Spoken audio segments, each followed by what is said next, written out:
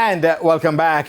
Let's kick things off with football. Defending champions Harborview will put their Jamaica Premier League crown on the line when they take on Humble Lion in the first leg quarter-final at Sabina Park on Monday, while last season's beaten finalists Dunbeholden will oppose pre-season favourites Mount Pleasant Football Club. And Jerome Foster reports. Harborview developed a love affair last season at Sabina Park as they knocked out Arnick Gardens and Waterhouse in the playoff phase of the JPL before lifting the title. And like a diamond, the Stars of the East are looking to shine brightly at the venue in this year's round. Unlike 2022, the Ludlow Bernard coached team finished 4th instead of 6th, and after hitting a snag mid-season where they won only one of their first 6 matches to start 2023, Bernard says the team is once again finding its identity. We were having some issues and there was some element of complacency, and as at the time we weren't performing very well. So based on the squad that we have in front of us, we figured that we had to shuffle the deck.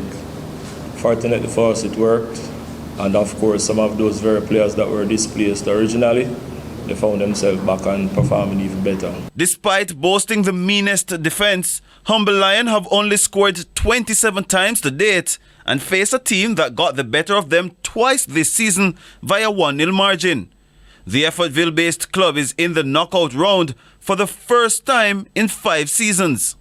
To play a 26-game season and only concede 15 goals shows that there's an intent on being defensively sound and keeping a good shape. So basically what we want to do is do that and get the ball in the back of the net. So we need to be prolific in front of the goal, and that's what to work both sides of the field. The match kicks off at 7:30. In the curtain raise at 5, it will see third-placed finishers in the regular season Mount Pleasant opposing Dunbeholden. Just a week ago, Mount Pleasant ushered Dunbeholden into the playoffs after going down 3-1 at Ferdinita Park as the St. Catherine team secured the 6th and final spot. Labelled the big spenders of local football, Mount Pleasant have not yet played in a Premier League final. While pressure might be on the coaches, it's not just down to them, according to their assistant coach Warren Barrett.